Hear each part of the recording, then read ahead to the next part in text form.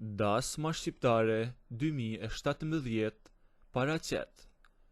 Përshëndetje të gjithë dëgjuesve të këtij kanali. Sot kam vendosur të hap zemrën dhe t'ju tregoj një ngjarje që më ka ndodhur mua personalisht.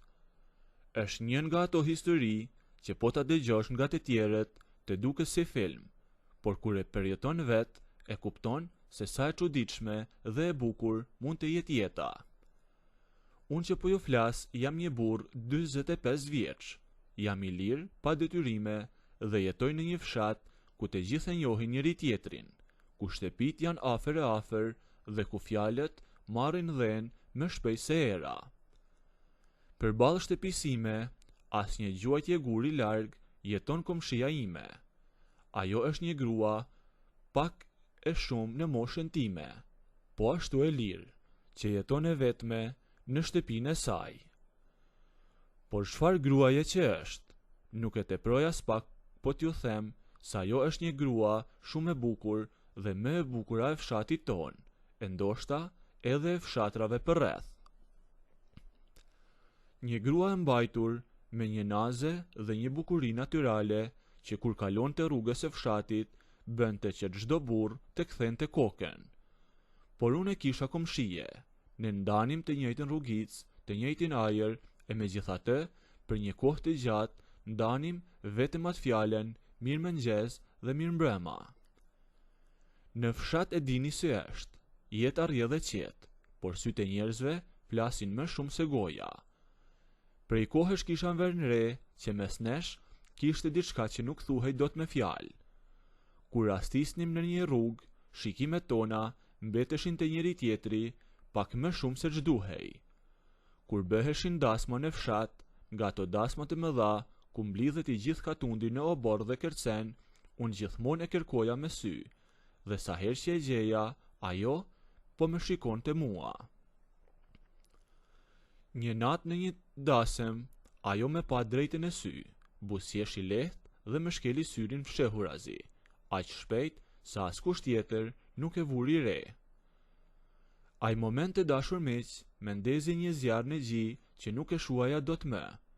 Isha 45 vjeç, i pjekur dhe kisha kaluar dallg në jetë, por zemra filloi të më rrihte si të isha një djalë i ri. Puna ishte se askush nga ne nuk merrte guximin të bënte hapin e parë. Unë e respektoja shumë, kisha hallin e fjalëve të botës, kisha hallin se mos ofendohej dhe më mbyllej dera e fëqinjësisë. Edhe ajo nga ana saj mbante atë qëndrimin e rënd të një gruaje fshati që nuk mund të hidhet e para. Por si për koincidencë, ajo kishte një kopsht me perime dhe lule që ndodhej fiks ngjitur me murin e oborrit tim. Ai kopsht ishte një botë me vete. Ajo kishte rrethuar me gardhe të larta, të thurura, me dërrasa dhe shtiza, aq të ngushta sa nuk mund të dëbërtonte as syri i zogut, e lëre me syri i njeriut. Brenda atij kopshti ishte një parajsë e vërtet, e mbuluar nga hija e disa pemëve të mëdha larg rrugës kryesore të fshatit. Erdhi vera dhe ditët u bën të gjata e të nxehta. Ajo dilte çdo pasdite për të ujitur kopshtin e saj. Unë si rastësisht dilja në oborrin tim, merresha me ndonjë punë koti, vetëm e vetëm që ta shihja. Sa herë që ajo kalonte portin e kopshtit të saj, kthente kokën nga unë. Nëse oborri im ishte bosh dhe rruga ishte e qetë, ajo më dhuronte një buzëqeshje rrezatuese. Ajo buzëqeshje ishte sinjali ynë i fshehtë, ishte shenja që më tregonte jam vetëm, nuk ka njëri rrotull, dhe unë nuk prisja më. Lija çfarë kisha në dorë, hidhja hapat pa zhurmë dhe kaloja gardhin e ulët që ndante dy portat tona për të futur pasaj në atë kopsht të rrethuar. Kur mbyllim derën e kopshtit, gjithçka jashtë pushonte se ekzistuari. Brenda atyre gardhëve të larta ndiheshim të sigurt.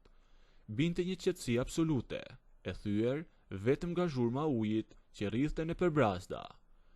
Unë i afrohesha, i qëndroja fare pranë, aq pranë sa mund të ndjeja erën e parfumit të saj, të përzier me aromën e tokës së lagur. Flisni me zë të ulët, pothuajse duke përshpëritur. Bisedat ishin të thjeshta, për të mbjellat, për vapen, për jetën e fshatit. Por ndëgjues të dashur, e gjithë vëmendja jonë ishte te trupat tanë që rrinin kaq afër. E shikoja tek përkulej për të këputur një domate, shikoja flokët e saj që i binin mbi ball, dhe çdo që lize trupit tim kërkonte ta prekte. Edhe ajo e bënte të njëjtën gjë, kur më jepte ndonjë frut nga kopshti, dora e saj kalonte ngadalë mbi dorën time, duke lënë një ndjesi elektrike. Sytë e saj më thoshin, merre guzimin, por atë drejt guzimi nuk po e gjeja dot. Ishim të dy kaq të etur për njëri tjetrin, të fshehur në atë parajs dhe sërish beteshim peng ndrojtjes. Rrinin për orë të tëra aty, në hijen e pemëve, duke ndërtuar një tension që po bëhej i padurueshëm. Tensioni ishte aq i madh se unë shpesh kthehesha në shtëpi me frymarrje të rënduar, duke e shar veten që nuk guxoja ta tërhiqja drejt vetes. Por në fshat o miq, muret kanë vesh dhe gardhet kanë sy. Ne mendonim se ishim të padukshëm, se askush nuk mund të na shihte pas atyre derrasave të larta, por kishim harruar diçka, zërin. Një pasditë e vonë, ndërsa ne ishim thellë në kopësht, duke folur e duke qeshur me zë të ulët, një burr i fshatit ton, nga ata njerëzit e papunë që tërë ditën rrin duke ruajtur punët e botës, po kalonte andej. Ai kishte dëgjuar të qeshurën e saj, ishte afruar në majet e gishtave tek gardhi dhe kishte vënë veshin. Nuk na kishte parë dot mirë, por na kishte dëgjuar që ishim bashkë vetëm për vetem, aty ku nuk duhej të ishim. Ai njeri nuk priti as një minutë, shkoi direkt te kafja e fshatit në qendër dhe aty hapi thesin. I kapa mat, kishte bërtitur, kush e di çfarë bëjnë aty brenda. Brenda një ore, fjalët morën dhënë. E mbrëmje, gjithë fshati po zjente, të gjithë po flisnin se si dhe unë dhe ajo komshia e bukur jemi kapur mat në kopësh duke bërë të pabëra. Me kishin bërë burrin e saj para kohe, i kishin dhënë ngjyra historisë pas mendjes së tyre, siç ndodh rëndom në këto raste. Të nesërmen, atmosfera në fshat ishte e rëndë. Sytë të gjithëve më shponin kur dola në rrugë. Të gjithë më shikonin me një nënqeshje ironike, dhe ajo kishte marrë vesh dhe ishte mbyllur brenda. Unë shkova në qendër të fshatit dhe fillova të debatoja me disa burra, duke e mohuar kategorikisht. Jemi komshinj bre burra, me thiri të rregulloja një tub uji, s'ka asgjë mes nesh, u thosha unë. Ajo nga ana saj u kishte thënë grave të fshatit se ishte thjesht një bisedë fqinjësore, por kot, askush nuk na besonte. E vërteta është që ata s'donin të na besonin. Njerëzit e duan skandalin dhe tashmë për ta, ne të dy ishim një çift që po fshihej. Ky thashë them na kushtoi shtrenjt. Për disa ditë ajo nuk doli më në kopësht dhe unë qëndrova i mbyllur me një inat të madh për veten dhe për fshatin. E mendoja me net të tëra atë gruat e bukur që po më shkisten nga duart për shkak të fjalëve të botës. E çfarë bëra? I thosha vetes. Nuk e preka, nuk e putha, nuk bëra asgjë. Dhe prap se prap, e mryn, doli në pazar. Pas një nate, teksa rria në errësirë, mundes një shkëndijë në mendje. Diçka brenda meje ndryshoi. Në atë moment, djeva se një barë e madhe më ran nga supet. E gjithë ajo frik nga thashëthemet që me kishte mbajtur mbërthyer për muaj të tërë pa pritur u zhduk. Njerëzit kishin folur, skandali kishte plasur. Ne ishim gjykuar tashmë, kështu që pse të vazhdoja të fshihesha. Të nesërmen, dielli po perëndonte kur pash derën e kopshtit të saj të hapej ngadalë. Ajo doli e heshtur me syt pak të zbet nga mërzia atyre diteve. Nuk buzëqeshi si herët e tjera, por shikojnë nga oborri im. Unë nuk prita të me jepte as një sinjal.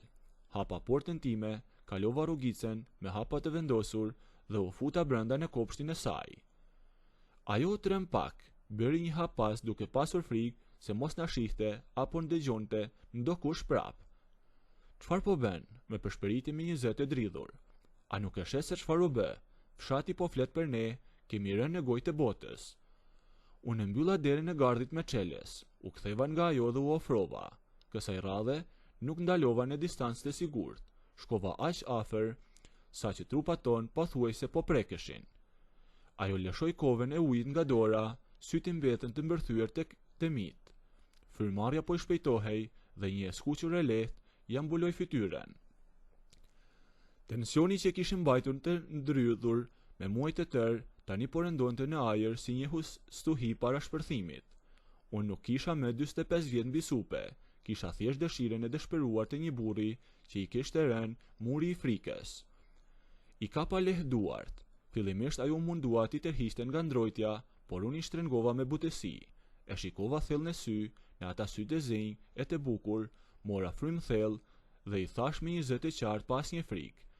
Dëgjoj këto, me si na doli zëri, sikur jemi bashkë dhe fjalët janë hapur lart e poshtë në të gjithë fshatin, nuk po humbasim gjë. Me mirë të marrim damkën për diçka që e kemi bërë, sesa për diçka që nuk e kemi bërë. Le t'i bëjmë këto fjalë realitet, i thash unë. Ajo ngriu, sytë ju zmodhuan nga guzimi i fjalëve të mia dhe një buzëqeshje gjysmë e ndrojtur, gjysmë e çmendur nga dëshira jo vizatua në buzë. Para se ajo të gjente forcën për të artikuluar qoftë edhe një fjalë të vetme, unë ngrita dorën dhe i përkedhela fytyrën. Pastaj, pa menduar me asgjë, as për fshatin, as për gardhin, as për zërat, afrova fytyrën time dhe buzët tona u takuan. Nuk u tërhoq, përkundrazi, ajo hodhi krahet rreth qafës sime dhe ma ktheu atë puthje me të njëjtin pasion, me të njëjtin zjarr që kishte djegur thellë brenda të dyve prej kaq shumë kohësh. Pastaj, nëse doni të vazhdoni historinë deri në fund, bëjini videon like, a nëse nuk doni, abonohuni ose bëjini subscribe.